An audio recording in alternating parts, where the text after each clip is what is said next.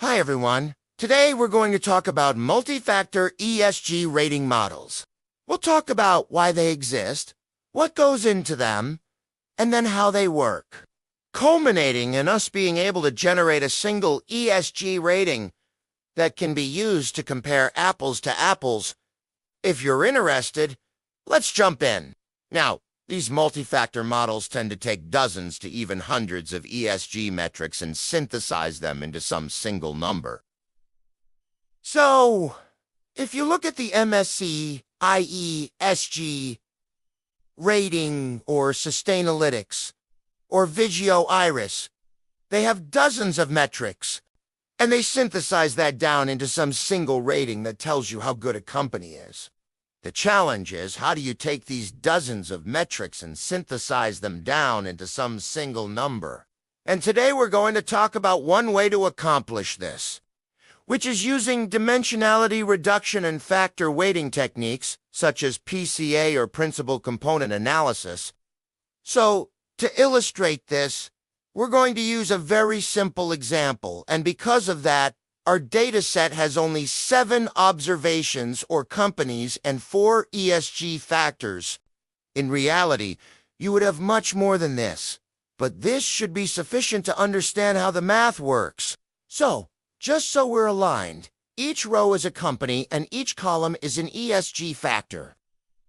The ESG factors are things like carbon intensity, board diversity, data privacy incidents, CEO duality, community spending, etc. These are all different ESG factors. Why do we want to create a multi-factor model? Well, the answer is there are 2 main reasons. Reason no. 1, ESG scores are often derived from dozens to even hundreds of metrics. This creates a problem in terms of redundancy and correlation. For example, carbon intensity and total emissions are highly correlated. They both measure the same thing just from different angles.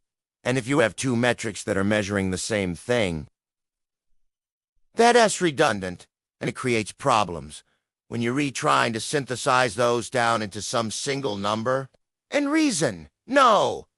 2, having dozens or even hundreds of metrics makes the presentation and interpretation of ESG scores quite cumbersome.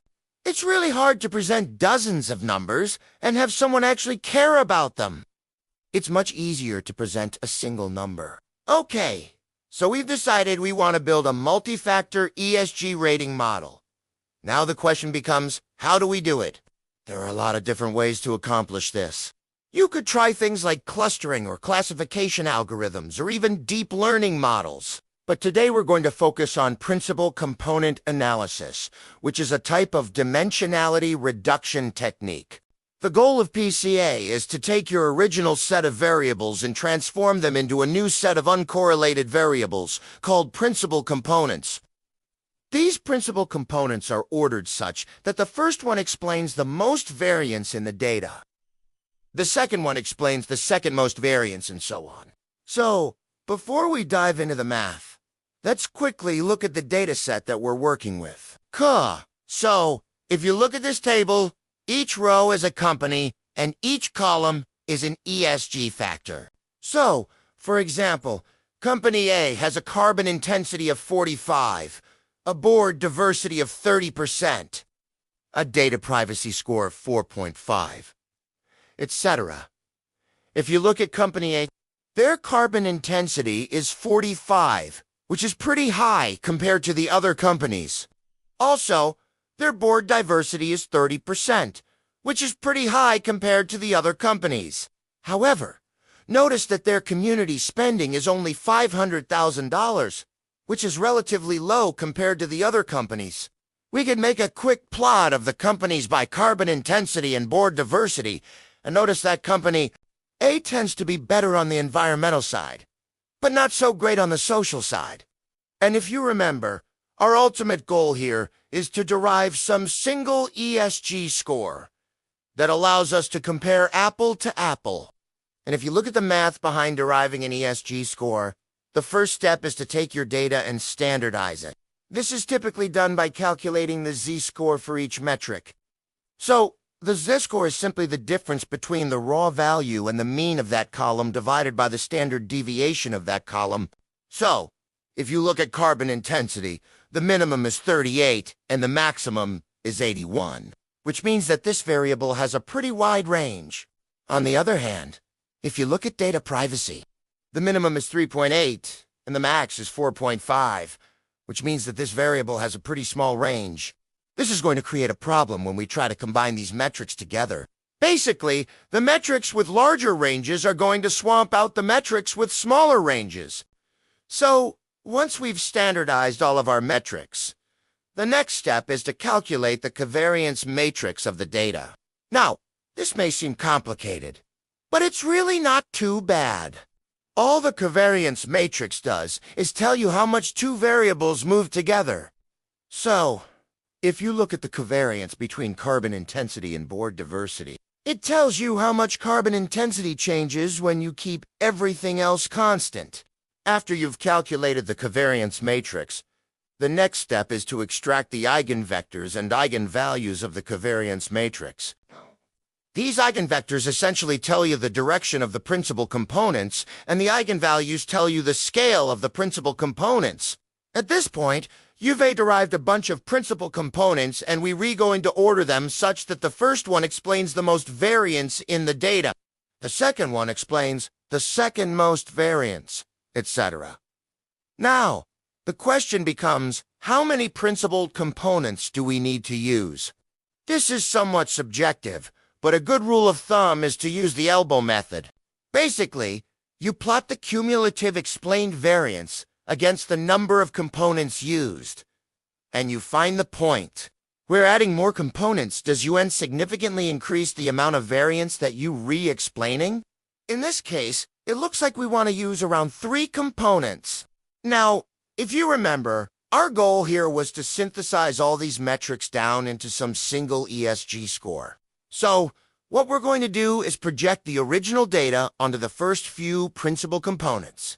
So, if you look at this equation, x underscore PCA is the transformed data, x underscore STD is the standardized data, and W is the matrix of I. So, what this equation says is the transformed data is equal to the standardized data times the matrix of I. Let's take a quick look at what the transformed data looks like. Notice that the spread of the data points has changed. The distance between these data points is now measured in terms of the principal components and not the original variables. Now, if you remember, our goal was to come up with a single ESG score. So, what we're going to do is use the first principal component as our ESG score. So, in this case, the ESG score for Company A would be negative 1.08, and the ESG score for Company B would be 2.16, and so on. Now, alternatively, you could use the first few principal components and weight them based on their importance. So, in this case, we're using 3 components, and they explain 79%, 17%, and 5% of the data respectively. So, we could weight them 79, 17, and 5. In summary, we take the original data, standardize it, then calculate the covariance matrix, then extract the then project the data onto the first few principal components, and these become our new ESG variables. One nice thing about this approach is you end up with a bunch of visuals that can be really helpful for communicating insights. So, the first visual is called a scree plot, and it shows you how many components you need to explain a certain amount of variance. The second visual is called the heat map of the PCA loadings, and it shows you which metric influences which principal component. The third visual is a 2D plot of the companies in the PCA space, and this helps you visualize which companies are more similar to each other. And the fourth visual is the explained variance table, and it shows you the percentage of variance that is explained by each principal component. So, do you want me to now generate synthetic ESG data for companies and apply PCA, or do you want me to create the visuals? Or do you want me to write a voiceover script or storyboard for how PCA works in an ESG context? Shall I begin?